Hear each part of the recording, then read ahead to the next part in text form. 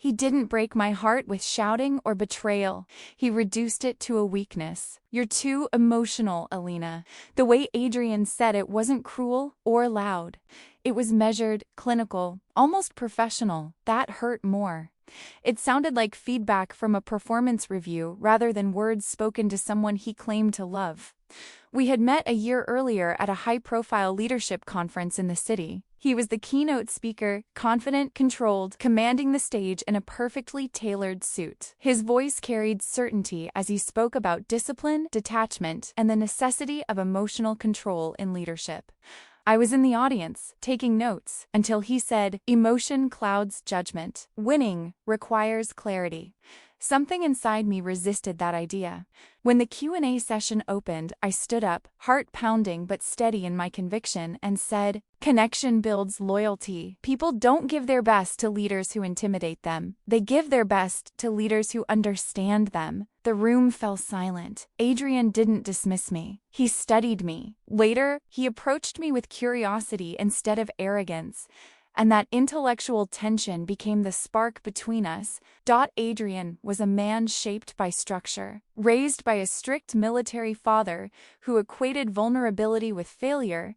He learned early to suppress anything that resembled softness. Achievement became his identity. He built his consulting firm from scratch, climbing through rejection, competition, and relentless self-discipline. He respected efficiency, admired dominance, and believed emotions were distractions that slowed progress. To the world, he was impressive and intimidating. To me, he was layered, calculated on the surface, but carrying unspoken pressure underneath. I, on the other hand, was raised by a widowed mother who worked 2 jobs after my father passed away. I grew up watching her cry quietly at night over unpaid bills, only to wake up determined and composed the next morning.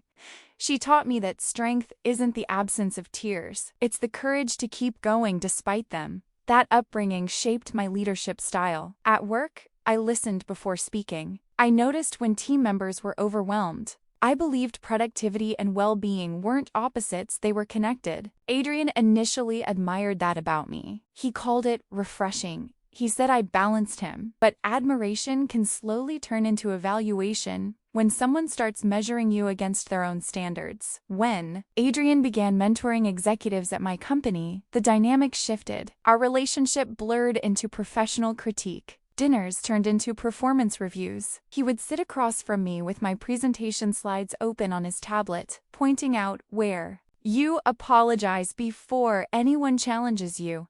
I tried to explain that I valued collaboration, that I wanted buy-in rather than dominance.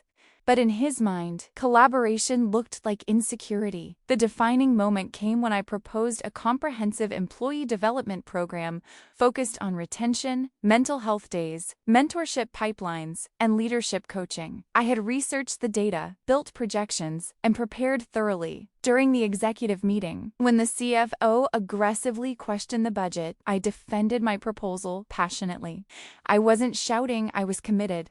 Afterward, Adrian pulled me aside and told me I looked reactive. "This is why you're not in senior leadership," he said. "You're too emotional." It wasn't just criticism, it was dismissal of my entire approach, as if caring deeply about people disqualified me from leading them. The breaking point came on a quiet Sunday evening. One of my most talented team members had resigned due to burnout, and I was devastated not just because we were losing skill, but because we had failed to protect someone who had given their best. Adrian listened as I vented, then calmly shrugged and said, "People are replaceable." That sentence felt colder than any argument. I told him they were human beings, not inventory. He responded that business isn't therapy, and that I internalized too much. When he finally said, "I need someone stronger," something inside me shifted. I realized he equated strength with emotional distance. He didn't want a partner with depth. He wanted someone who reflected his detachment. I didn't scream. I didn't cry in front of him. I simply nodded and told him he should find the strength he was looking for.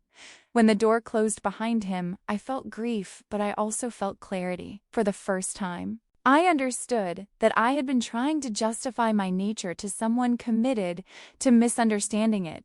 The weeks after the breakup were quiet, but transformative. I replayed his words repeatedly: too emotional, not strong enough, not leadership material.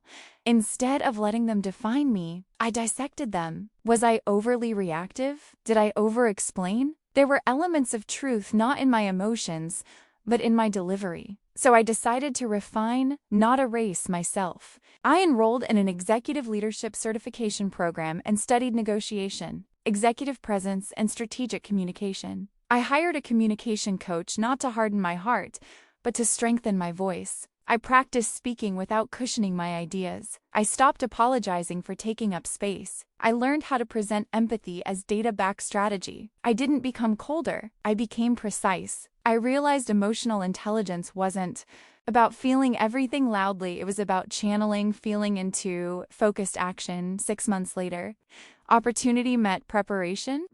My company underwent a major restructuring after 2 senior leaders resigned unexpectedly. The CEO called me into her office and told me she had observed my growth, my sharper communication, my clearer boundaries, my strategic thinking.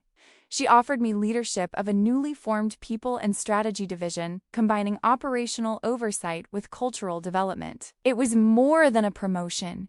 It was influence. I accepted with calm confidence. Over the next year, I implemented systems that blended performance metrics with employee well-being. We introduced leadership training grounded in accountability and emotional intelligence. Retention rates rose dramatically. Productivity increased. Engagement surveys showed measurable improvement. Empathy didn't weaken results, it amplified them. The company didn't become softer. It became stronger and more sustainable. A year after our breakup, I was invited to speak at the same leadership conference where Adrian and I had first met. Standing backstage, hearing the hum of the audience, I felt a powerful sense of closure. When I stepped onto the stage, I spoke about sustainable success, about how emotional awareness sharpens judgment rather than clouds it, and how leaders who understand human behavior outperform those who ignore it. As I scanned the crowd, I saw him sitting in the 3rd row, composed, observant, but no longer towering over my confidence. After my standing ovation, he approached me and admitted he had underestimated me. I looked at him without resentment, only certainty. "You didn't underestimate me," I said. "You misunderstood strength." And in that moment, I realized something profound. I had never been too emotional. I had simply been unwilling to disconnect from my humanity to make someone else comfortable. He called me too emotional, so I stopped explaining myself and started winning. Not just in career milestones or applause, but in self-respect, clarity, and the unshakable knowledge that my empathy was never a weakness. It was my edge.